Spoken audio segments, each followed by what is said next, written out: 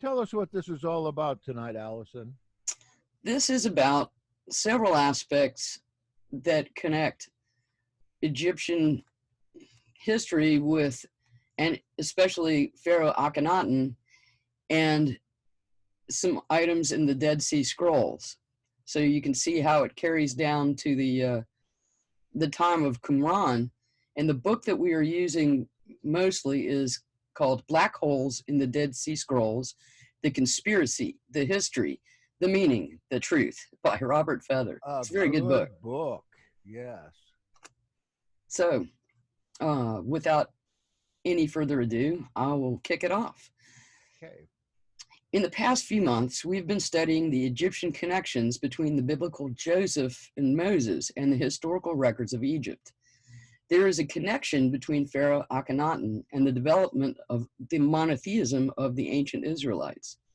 There are many theories on exactly how this all works together, and this week we will look into another author's ideas of this and how it relates to the texts found at Qumran, and also how it relates to existing biblical passages. I already mentioned the source of this week is the book Black Holes in the Dead Sea Scrolls by Robert Feather. We will not be looking at all of this author's theories of who the biblical characters could have been in the historical timeline of the ancient 18th dynasty period, because we've pretty much done that to death. Listen to the other recordings, or who the pharaohs might have been or might have known. We will be looking at the clues left in the scriptures and in historical records that show links to Egypt and Akhenaten. These clues and linkages will now be more apparent because of the many similarities between Akhenaten's Aten religion and the practices, religion and practices, and the early Israelite monotheistic cult of Yahweh as it came into focus through the thoughts and actions of Moses that we have studied previously. We now have a pretty good working knowledge of this. We will also be working under the assumption that the Dead Sea Scrolls were the collected documents and copies of an Essene community in Qumran, and we'll not go into any theories about that. These are just some of the basic assumptions that can be seen in the book that we are referencing this week, and it's not within the scope of my intention to dispute these points. So, there is evidence that sections of the Hebrew Bible, the Essenes of the Dead Sea Scrolls, and the historical references of the Therapeutae of Egypt had a connection with ancient Egypt. Since we can see this perspective, many of the difficult texts that relate to these three areas can be understood to relate to real historical people and circumstances. Most of the important characters in the Bible from the earliest biblical period of around 1550 BCE until the birth of Yeshua around, well, we'll guess 4 BCE, are said to have sought refuge or fled from Egypt. We have seen that the great hymn of the Aten and Psalm 104 are nearly identical. The next similarity that we'll investigate is the great temple of the Aten and the temple in Ezekiel 43. And I am quoting an article from the Jewish Chronicle by, as far as I can tell, an anonymous author for this condensed version of this argument from the Feather book. Modern-day Amarna in Egypt was the site of an ancient city called after the pharaoh Akhenaten, who brought Egypt to the realization of monotheism. Science works on the principle that any theory has to be repeatable under the same experimental conditions, and that a theory which has this characteristic will predict related findings when these are tested. Not only are the Dead Sea Scrolls full of obvious memories of the Amarna period, as one might expect, but there are entire sections of the Bible itself that reflect life at the time of Akhenaten and the geometry of his holy city. If what this author claims is correct, it would be surprising if they did not. And this is his, this article is on the book Black Holes in the Dead Sea Scrolls, or a portion of it. Sorry. The book of Ezekiel gives numerous clues that he's not talking about the land of Israel or the temple at Jerusalem when he talks about the holy city and a huge temple. Quote, the house of Israel and their kings must not again defile my holy name by their apostasy, sorry, I don't pronounce that right, and by the corpses of their kings at their death, when they placed their threshold next to my threshold and their doorposts next to my doorpost, with only a wall between me and them, they were defiling my holy name. That's Ezekiel 43, 7 through 8. You know, when I was reading that, I was thinking of the practice in this country of churches or holy places that load up the backyard with graveyard. Yes, and even some of them who have the sepulchres underneath the actual building. You know, like Yeah, I think it's the National Cathedral. Mm-hmm. Wow, that was a Westminster scary place. Abbey, Yeah. full of people's dead people. Yes. The kind of practice, the kind of practice described here has nothing to do with Israelite burial customs. They did not do this. It's clearly a warning to Israel in their new land not to follow the Egyptian pagan practice of building a mortuary temple and housing the dead king in close proximity to the gods of the temple. This was the custom in the burial of kings and officials in ancient Egypt when a mortuary temple was built in front of the person's tomb to accommodate the funeral arrangements and mummification. None of the burials at Amarna included an associated traditional mortuary temple. A careful examination of the geometry of the temple and city described in Ezekiel 40 through 48 demonstrates without any doubt that we are looking at the great temple of Akhenaten and the huge virgin city built for Pharaoh Akhenaten as his holy city dedicated to Aten. I cite a few examples. Any explanation that tries to place this description in the land of Israel and relate it to the temple at Jerusalem is quite absurd. Claims that the description is purely imaginary also fall because they fail to answer where the knowledge of the landscape and setting for the building described came from, or why the accounts match so closely the layout and scenery at Amarna.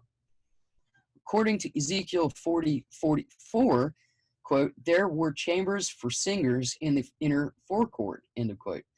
There is no mention in the Bible of singers in the temples at Jerusalem, but depictions of singers can be seen in the side chamber of the great temple at Akhenaten. Various measurements are given in Ezekiel 45, verse 1 through 7. The total area designated for the Lord is 12,500 by 10,000 meters, taking cubits as 50 centimeters. The area designated for the Levites is 12,500 by 5,000 meters, and the area designated for the city is 12,500 by 2,500 meters. This gives a total area of approximately 12.5 by 17.5 kilometers. Ezekiel 46 also confirms the prophet's knowledge of Akhenaten through the high priest of the temple he is describing. In verse 12, we find, quote, the gate that faces east shall also be open for the prince whenever he offers a free will offering, be it a burnt offering or offering of well-being, end of quote. Detailed excavations at Amarna under the supervision of Barry Kemp and the work of N.D.G. Davies, Jeffrey Martin, and others support both these points. They show that the area of the city of Akhenaten was defined by 15 boundary stelae and measured approximately 12.5 by 20 kilometers, very close to the city area recorded in the book of Ezekiel.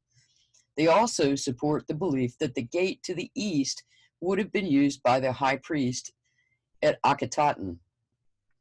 Ezekiel 46:16 makes it clear that the high priest was a hereditary prince, which is inconsistent with the names of the high priest designated in the Bible. No high priest in the Bible is referred to as having previously been a prince. Quote, "Thus said the Lord God, if the prince makes a gift to any of his sons, it shall become the latter's inheritance. It shall pass on to his sons." The high priest officiating at the great temple at Akhenaten was called Merira, or Merire, and he was a hereditary prince. Also significant is the description in Ezekiel 47, quote, "He led me back to the entrance of the temple, and I found that water was issuing from below the platform of the temple, eastward, since the temple faced east. As the man went on eastward with a measuring line in his hand, he measured off 1,000 cubits and led me across the water. The water was ankle deep. He then measured off another 1,000 and led me across the water. The water was knee deep. He measured off a further 1,000 and led me across the water. The water was up to my waist. When he measured yet another 1,000, it was a river I could not cross, for the stream had swollen into a stream that could not be crossed except by swimming. Do you see, O mortal, he said to me, and led me back to the bank of the stream. As I came back, I saw trees in great profusion on both banks of the stream." End of quote.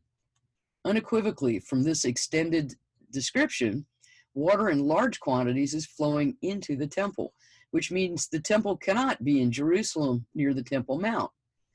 Strangely enough, Masonic rituals include tracing boards laid on the floor during ceremonies, which show a large temple, assumed to be that in Jerusalem, with water from a river running through it. The description is consistent with Ezekiel being led around the outer gate of the temple facing east and then made to walk eastward as his guide starts to measure using a typical Egyptian measuring device. They walk away from the temple towards a very wide river. Taking a cubit as 50 centimeters, the distance from the temple to the edge of the river is 500 meters as specified by Ezekiel. This is almost exactly the distance from the edge of the great temple at Amarna to ankle depth in the river Nile. A suggestion that the Nile may have altered its course over the years and the distances might not be applicable today is contradicted by geoarchaeological studies. Field work funded by the Amarna Research Foundation, looking at the course of the river, concluded, quote, "The river was, in Akhenaten's day, more or less where it is today," end of quote. Go to Amarna and see for yourself. To this day, the site of the great temple can be seen to have been 500 meters from the Nile, and there are many trees on both sides of the river. The entire land is a flowering garden irrigated by a spring, which has its source in the temple. The Are imagery. you insinuating that this temple is not in Jerusalem or I am at all? definitely insinuating that it is not in Jerusalem. This is, we have quite a lot of details as recorded in several texts that in no wise could possibly be the temple in Jerusalem. So what does that say for like the Ezekiel temple and the temple scroll temples that everybody is thinking are going to be a third temple being built somewhere in Jerusalem area when what you're saying is that temple was already built? correct. And we're going to get to that in a little bit. Okay, I'm sorry. It's all right. Don't be a spoiler. It's just exciting, that's all. I know. Anyway, this is, it had a spring which had its source inside the temple. The imagery is clear. There is no other source of water in candidate countries that would meet this description except the Nile, and the temple has to be near that source.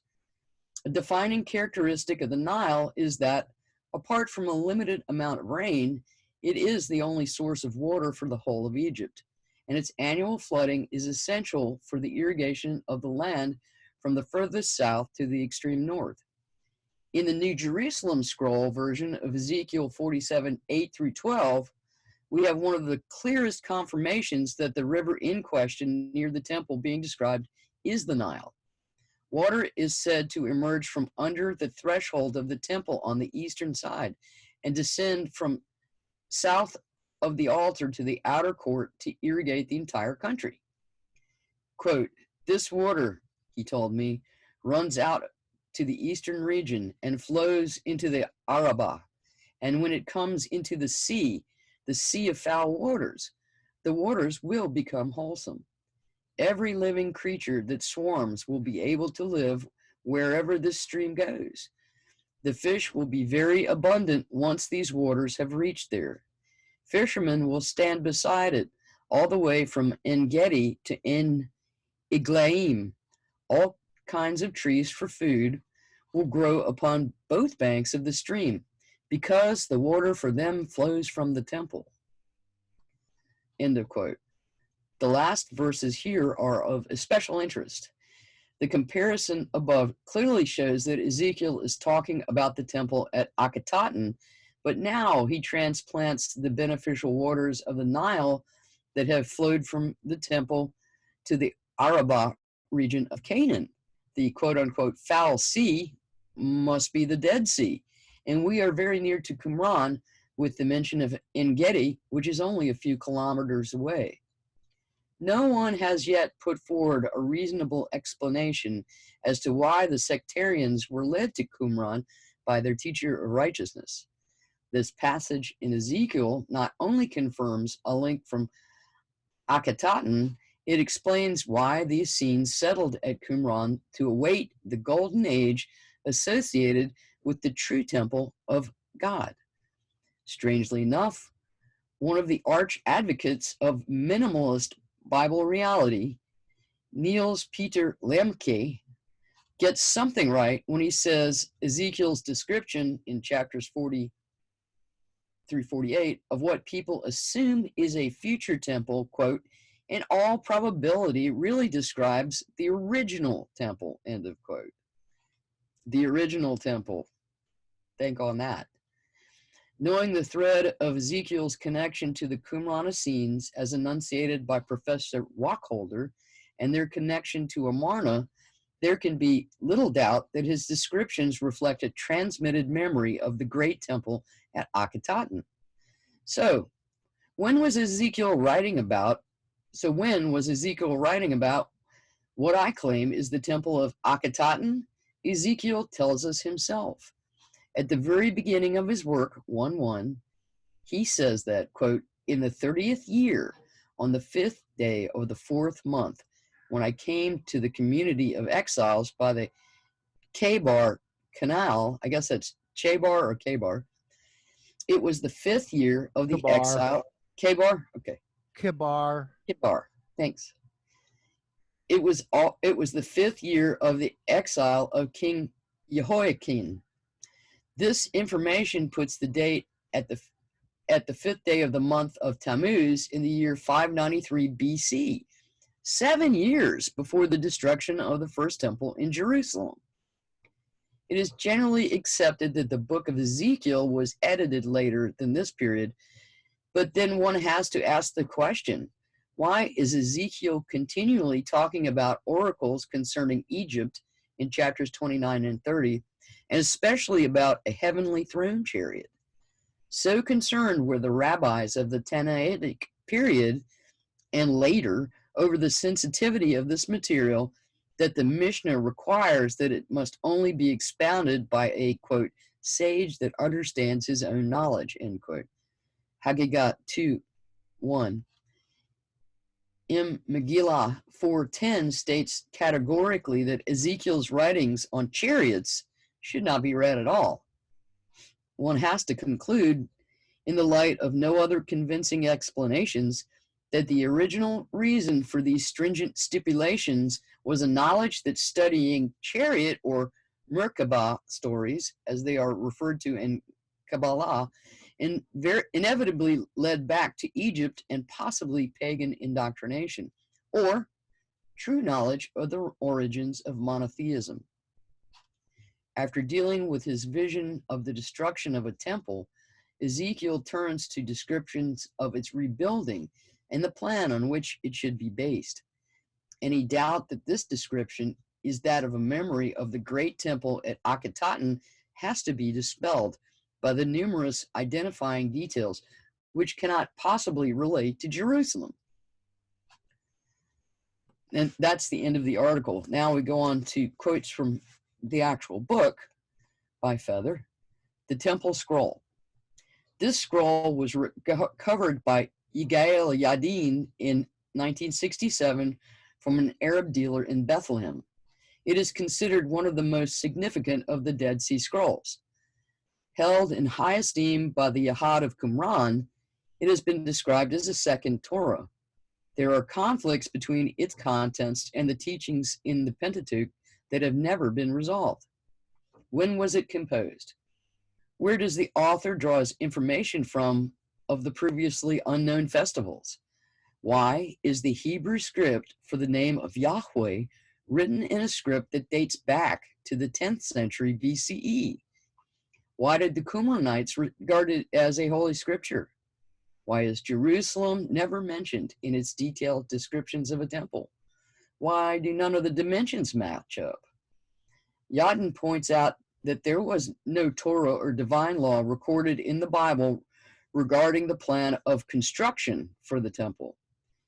There are descriptions, as in Kings and Chronicles, for the temple, but no divine law presented by Yahweh to Moses on how to build the temple, though there are laws and plans for how the tabernacle is to be constructed. There are other aspects that indicate that Solomon's temple is not the temple referred to in Ezekiel. In 1 Chronicles 28, King David is forbidden to build the temple, but pronounces that his son Solomon has been chosen to build it. David then gives Solomon the plan of the vestibule, houses, treasuries, upper rooms, inner chambers, and the room for the mercy seat. He had all of the details of the structures, the ornaments, the vessels for the service, the divisions of the priests and the Levites, and all of the works of the temple in a plan from the hand of the Lord concerning it. There is no plan evident in the Torah. Where is this plan, including a reference to a golden chariot? The plan is in the temple scroll. It is idealized by the line of priests of Ezekiel's Bnei Zadok 1, which is Professor Ben Zion Wacholder's designation for what he sees as a separate line of priests, which we pretty much agree with, who were outside of the temple hierarchy from Solomon's time down to the time of the Seleucids. This was handed down to the teacher of righteousness and on unto the Qumran Essenes. This is confirmed by two sources of rabbinic writing. Quote, the temple scroll which the Holy One, blessed be he, committed to Moses while standing. Moses stood and transmitted it to Joshua while standing. Joshua to the elders, and the elders to the prophets, and the prophets to David, and David to Solomon, which is from Midrash Samuel, and also, quote, and David said before him, Master of the universe, make me arise for the sake of the temple scroll that Samuel the prophet transmitted to me. I pray you, make it possible for me that I may rise from this bed and transmit to them the scroll for the building of the temple. From Agadat Bereshit, Legends of Genesis. This shows evidence from three sources of a real plan and a documented ancestry from the time of Moses, which is very close to the time of Akhenaten and the great temple at Amarna, Akhetaten. Yigael Yadin is reluctant to claim that the temple scroll that he recovered in Bethlehem was a copy of that scroll that Samuel gave to David, but he is convinced that it was the passage in 1 Chronicles 28 that prompted the author to write the temple scroll. However, would the author of this scroll dare to write, most unusually, in the first person, as if dictated directly by Yahweh? Where did the detailed descriptions come from? And why are the Levites given special rights not given to them in the canonical Torah? Where in Torah did the writer find the many new festivals and prescriptions and actually contradict the Torah in many critical areas? The answers to these questions may be revealed in the Temple Scroll. There are some key points that remain a mystery to mainline scholarship, but the author has some solutions. The dimensions were mentioned in the article I read previously tonight. One additional feature mentioned in the Temple Scroll is an architectural one, a spiral staircase. N. D.G. Davis's work has shown the existence of a spiral staircase allowing access via the roof and to the sanctuary at Amarna in the Great Temple. There was also revealed there a hall of foreign tribute. The Temple Scroll states, quote, "You shall make a third courtyard to their daughters and to foreigners," end of quote. Akhenaten would allow foreigners in his temple, but this contradicts biblical custom where non-Jews were banned on pain of death. These similarities between the Temple Scroll and the structure revealed at Amarna show that the temple being described is not a Jerusalem temple. The temple described in the Temple Scroll is square. All temples in Hebrew scripture are rectangular. The temple of the Aten was square. Josephus cites in an old prophecy in his comments on Herod's temple that, quote, "If the Jews ever squared the temple, it would be destroyed," end of quote. I don't think it ended up mattering. The Temple Scroll lists the 12 gates as named for the 12 sons of Jacob, not the 12 tribes of Israel as the Hebrew scriptures name them. Manasseh and Ephraim are not mentioned.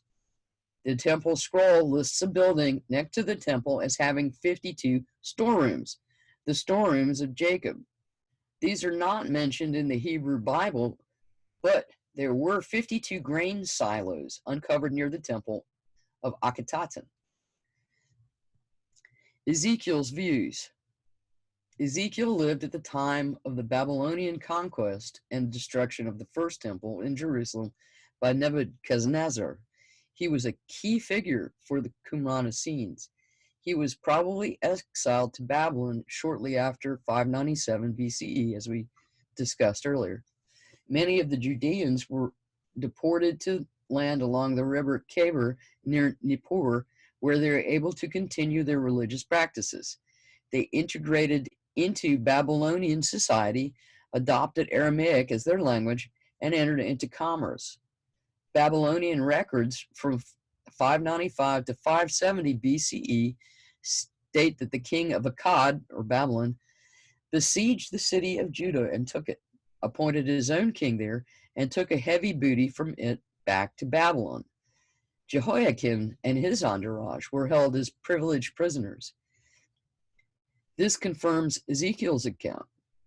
The 5th century BCE Marashu tablet collection also confirms that the Hebrew population in Babylon integrated into banking and business activities, which laid a foundation for a thriving and well-educated Jewish presence in the following centuries. Ezekiel chapters 33 through 48 portrays descriptions of the temple and the city of the temple, plus guidelines for a restored temple and covenant society. Most scholars consider these passages to be written by a visionary priest with an abundant imagination. He would not have and did not invent a building and a city on behalf of Yahweh. He had a good source for his descriptions.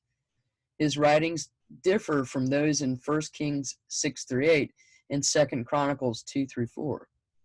Ezekiel lived during the time of the first temple in Jerusalem, as we said, and would have known what it looked like as he was a priest. Ezekiel was, however, describing a temple in a different place. Many Qumran scrolls surmise that the rebuilt temple overseen by Zerubbabel was of a wrong design. The Aramaic Testament of Levi, the Cairo-Damascus documents, the Book of Jubilees, the New Jerusalem Scroll, and the Temple Scroll refused to recognize the legitimacy of the Second Temple. They considered all who served in this temple as idolatrous. The priests did not carry the legitimate badges of office, the Urim and Thummim, or to wear the correct ephod. These items of legitimacy are seen in the Shabti figure of Mary Ray in the Metropolitan Museum in New York. And I wish I had a picture of that. I didn't have time to grab one, sorry. Ezekiel considered the only true Bnei Zadok to be those descended from Levi. The Dead Sea Scrolls insist that the Levite priests were appointed at the time of Jacob, long before the Temple at Jerusalem, and had to have been related to a different place. Ben Zion Wacholder saw a difference between Ezekiel's early sectarianism, which he calls Bnei Zadok 1, and the Qumran Cairo-Damascus version, which he calls Bnei Zadok 2. He argued that Ezekiel's Bnei Zadok 1 were identified with the, quote, movement that stood in opposition to the sacerdotal authorities who controlled the first temple from the time of Solomon, and whose descendants ruled Judea until the Seleucid persecution. Ezekiel is to be read as an indictment of the pre-exilic high priests, just as it was read by the Qumran Essenes and the rabbinic sages. Ezekiel contradicts the Deuteronomist teaching in the rest of the Hebrew Bible in that Israel prospered when it obeyed Yahweh's commands, but lost its protection when it turned away from him. Wacholder states that chapter 20 recounts Israel's history, quote, as one of unbroken idolatry and lawlessness. Israel had been an apostate nation ever since their sojourn in the wilderness, end of quote. He also goes on, quote, if one prophet can be designated the father of apocalypticism, that prophet would be Ezekiel, and his vocabulary in its most characteristic form survives almost exclusively in the Qumran sectarian writings, end quote. He is effectively saying that there was a link of sectarianism right back from Qumran through Ezekiel to the time of the Exodus. Ezekiel's visions in chapters 1 and 10 describe a scene we are familiar with from Panahasi's tomb. The intertwined winged creature, the chariots, and a heavenly throne glowing with light. The texts of the Qumran Essenes have a clearer view of the scene and speak of it in words that demonstrate the memory of an eyewitness account. These words could be used today to describe the pictorial representations of Akhenaten's chariot and the great temple structure and chambers that can still be seen in the tombs of Amarna. The songs for the Sabbath sacrifice, among others, describe and praise, quote, wall images and movements of a chariot throne, end of quote. It would be difficult to find an Israelite setting for this image from the Dead Sea Scroll fragment 4Q405, quote, the cherubim praise the vision of the throne chariot above the celestial sphere, and they extol the radiance of the fiery firmament beneath the throne of his glory. And the holy angels come and go between the whirling wheels, like a fiery vision of most holy spirits, and around them stream rivulets of molten fire, like incandescent bronze, a radiance of many brilliant colors, of exquisite hues, gloriously mingled. The spirits of the living God move in constant accord with the glory of the wonderful chariot. The whispered voice of blessing accompanies the roar of their advance, and they praise the Holy One on their way of return. The vestibules by which they enter, the spirits of the most holy inner temple, engraved on the vestibules by which the king enters, luminous spiritual figures. Among the spirits of splendor, there are works of, there's a lacuna here, art of marvelous colors, glorious innermost temple chambers, the structure of the, another lacuna, the most holy sanctuary, and then back, in the innermost chambers of the king. The reference to engraved images cannot possibly be reconciled with the descriptions of the inner sanctum of the Jerusalem temple. This passage recalls a scene in the temple at Amarna as reproduced in the tomb of Panahasi. If for no other reason, images were forbidden in the Jerusalem temple. The king referred to is not an Israelite king. There are no biblical descriptions that match these temple chambers, nor is there any doubt that the heavenly chariot matches the pharaonic state chariot of the Amarna period. The decorative panels are made of heavy gold foil worked in a repoussé linen with scenes of the chastising of foreign foes by the king as a sphinx. Note, head of a lion. The gold is decorated with bosses and borders inlaid with colored glass and faience to produce a dazzling appearance. Akhenaten had made the chariot his preferred mode of transport, leaving behind the tradition of a state palanquin. He was portrayed riding in state chariot processions, making these vehicles to have some profound ritualistic meaning. Could these be chariots? And could the creatures be memories of the paintings of the animal-headed gods of Egypt, but not gods, angelic beings? The lion, Sekhmet, the ox, the bull of Apis, among others, including the bull used in the Hebset Jubilee festivals, and the eagle, Ra-Horakti. And I'm going to quote some of Ezekiel 1:4 through 28. And you guys think about the images I just described. The animal-headed demigods of Egypt. And see if you can see them and Akhenaten's chariot in this passage. I looked. I saw an immense dust storm come from the north, an immense cloud with lightning flashing from it, a huge ball of fire glowing like bronze. Also, I'll pause here. Remember all the portrayals of the Aten. Okay, remember how it looked up above with the rays and wings. I forgot that part. Within the fire were what looked like 4 creatures vibrant with life. Each had the form of a human being, but each also had 4 faces and 4 wings. Their legs were as sturdy and straight as columns, but their feet were hoofed like those of a calf and sparkled from the fire like burnished bronze. On all 4 sides under their wings they had human hands. On all four had both faces and wings, with the wings touching one another.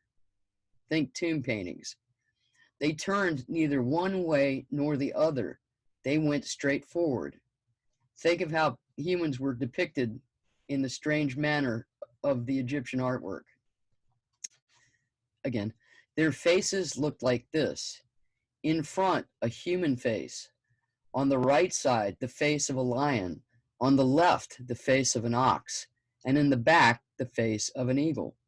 So much for the faces. The wings were spread out, with the tips of one pair touching the creature on either side. The other pair of wings covered its body. Each creature went straight ahead. Wherever the spirit went, they went.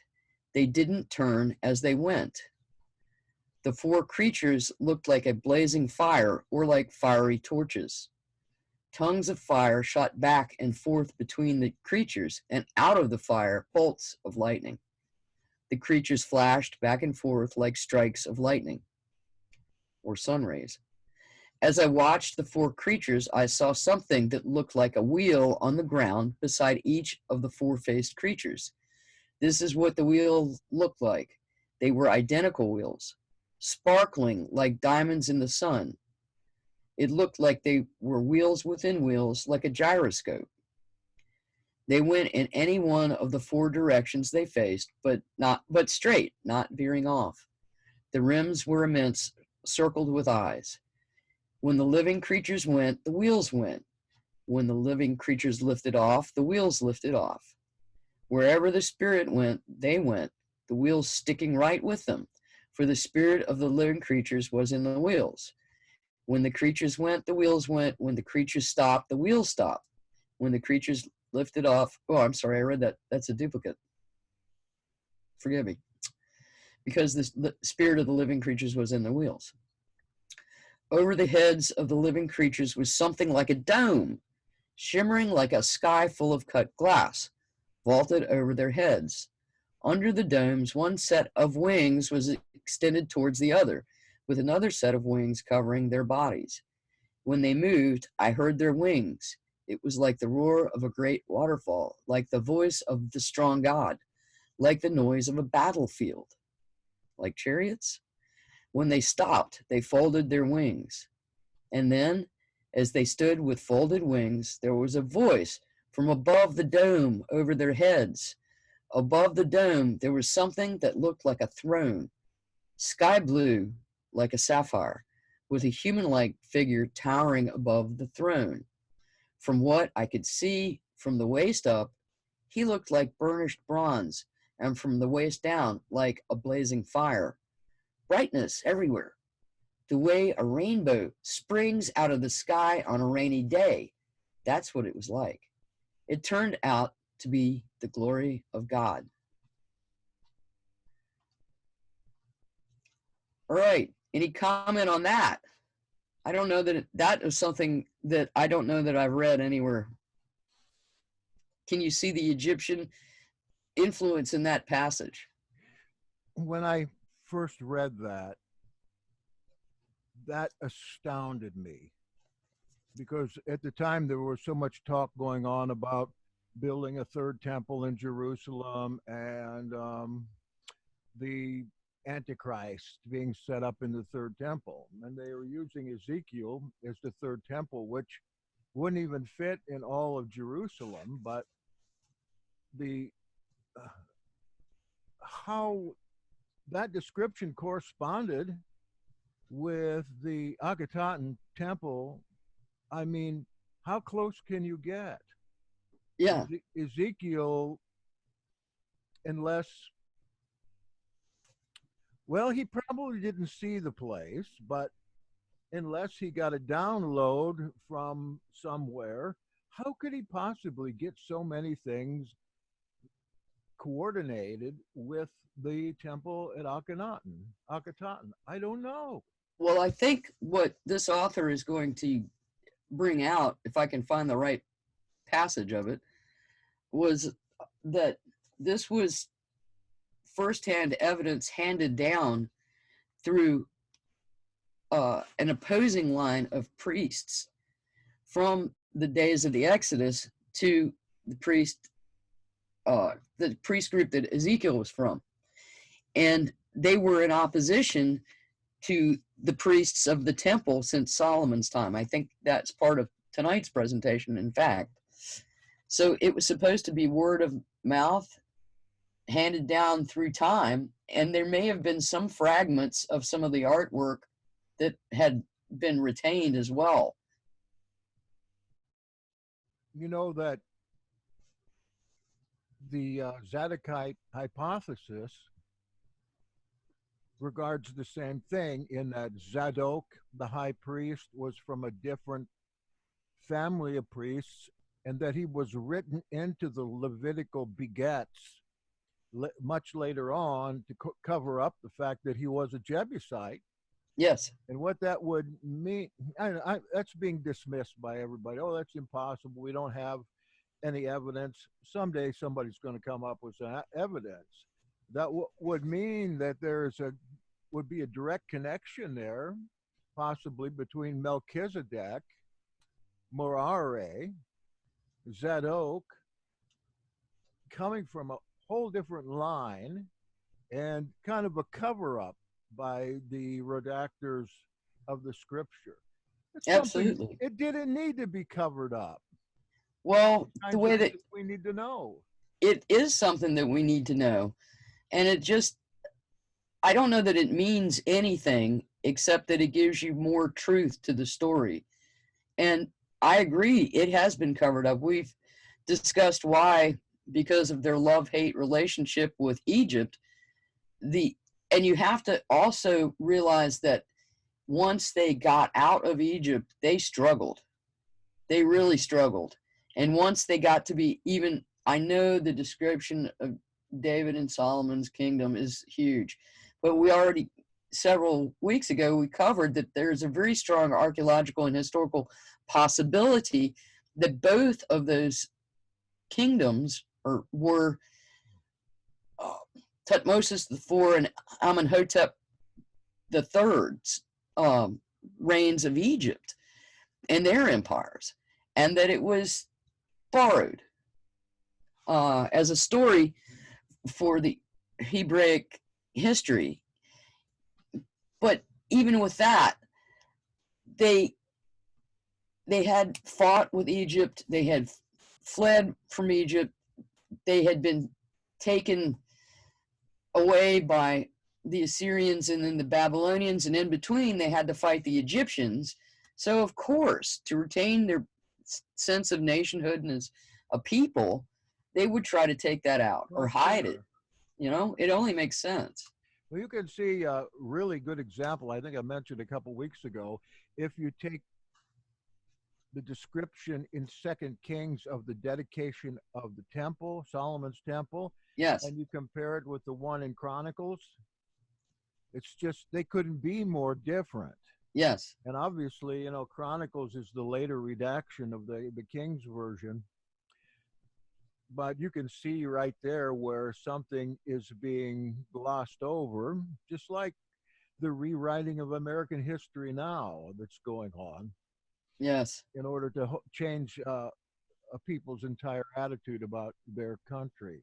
Yes. Well, it's the same thing. They may not have been trying to change their own people's attitude about their country as much as change everyone else's attitude about, you know, the semblance of their history to everyone else and their importance. So yes, it happens. And I apologize, I had 7 pages typed, but I think I got excited and read it kind of fast tonight. So I'm a little short on content tonight. So I'll welcome any discussion anyone has. Oh, you did good. What do you think about the four-faced beasts being possibly memories of the Egyptian artwork? I mean, they were back in. I don't like to think about that. Well, I mean, it's there. It's there, and they did go back and forth to Egypt many, many times. It's not like all of that was lost to them. Plus, the people from Elephantine and Heliopolis would have even more knowledge of that sort of thing. So it is possible. And if they're, as I said, they are not necessarily gods. They are some sort of angelic beings. Yeah, well, also these people contemporaneous with that time, considering the visions they would get, how would those visions appear? Right. They would appear in the form of things that their ancestors knew, just like us today. People today say, well, I saw an angel, or I visited with an angel, or when I died, I saw Jesus, something like that.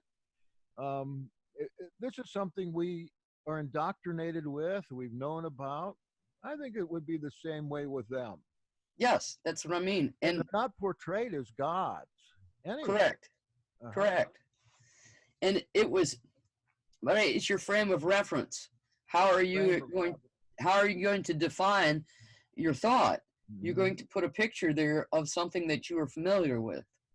And I think sometimes we read too much future into that particular portion of Ezekiel, thinking, although I have entertained the thought of them being starships and things, or some sort of machine, that's very cool. But what if you go the other direction and it's something from Egypt, from the artwork or from their theology that was retained?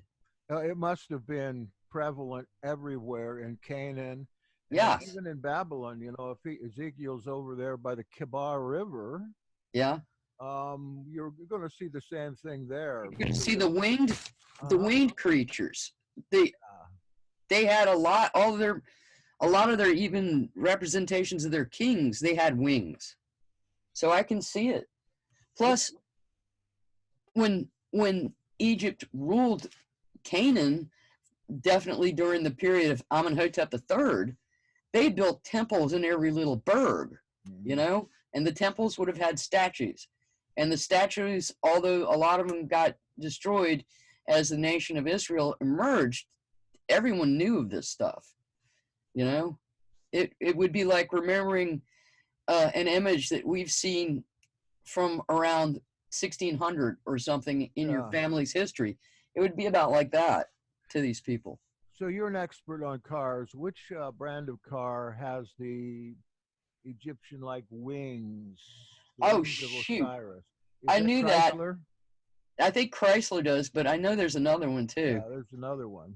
I was wondering maybe in Babylon if they had those. That's the only kind of car they had. That was the kingly chariot car. Yeah. I've heard it called the wings of Osiris, but I'm not very up on this particular. No, that can be the rings of Osiris.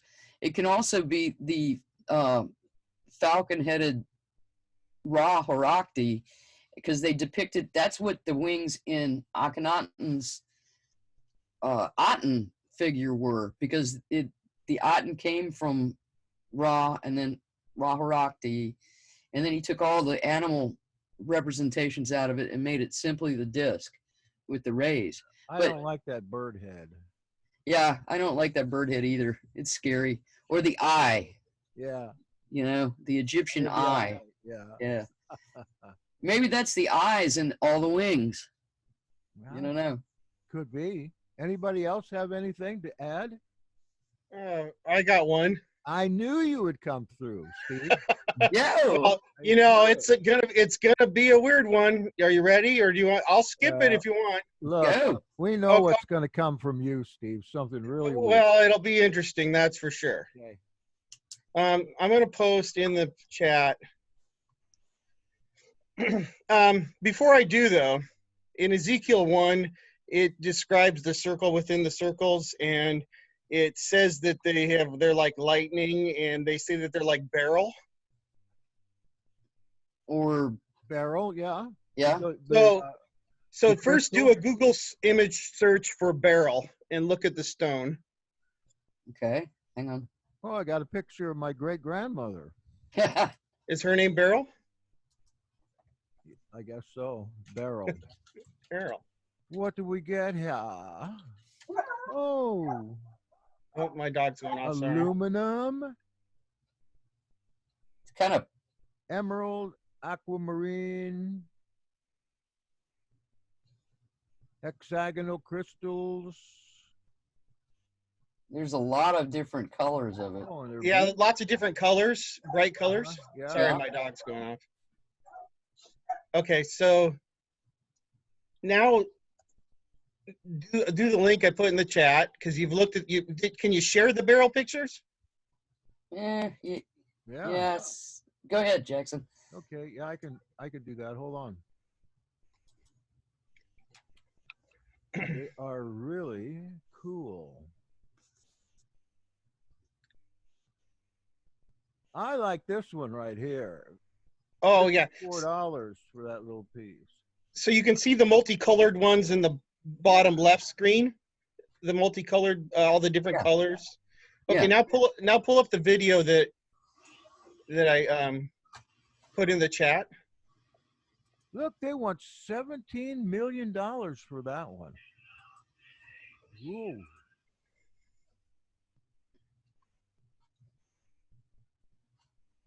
Am I Okay. getting the video or are you getting I've got. It's in the chat.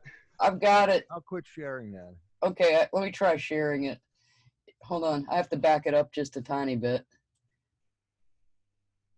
Oh, hold on. Share. And There it is. so the videos of pictures of stars, and I think the moon is in there at first, but if you you know, kind of view the preview in the scroll bar, you know, for the advance into the video a little bit. No, Okay. scroll. Yeah, you know what I mean. There you go. So this is a picture of a star that right there. Go ahead and let it play. Okay. And so that's got a wheel within a wheel at times. If you when you look carefully, you can see a wheel within a wheel. It's the very color of the beryl stones. Mm-hmm. And it's like lightning. And it also, when they play it in slow motion, it looks as if it's in water. Wow. Are they using different filters or? No, I have not. I have a camera just like this one, and I've done this too. Have you really? Yeah, you have to hold the camera very still or get a good tripod. Because if I was to try and film it like this, it would be kind of shaky. With even on I have a kind of flimsy tripod. I think that they have a very good tripod to do this, because the P900 zooms in incredible amounts. It's it's a digital telescoping camera, and you can see a wheel within a wheel there when you look at it. Yeah, that's pretty cool. I thought I saw a duodecahedron on there too. Yes. Okay, so that's my weirdness for the night. No, that's cool. Cool. Thank you. If there's nothing else, then we'll go on. Thank you, Allyson. That was a great job. Thank you. I've been wanting to do that, but you did a much better job than I could do. Thank you. And the rest of you, thank you for coming. Really good to see you. See you next time, maybe. Bye now. Bye, everybody.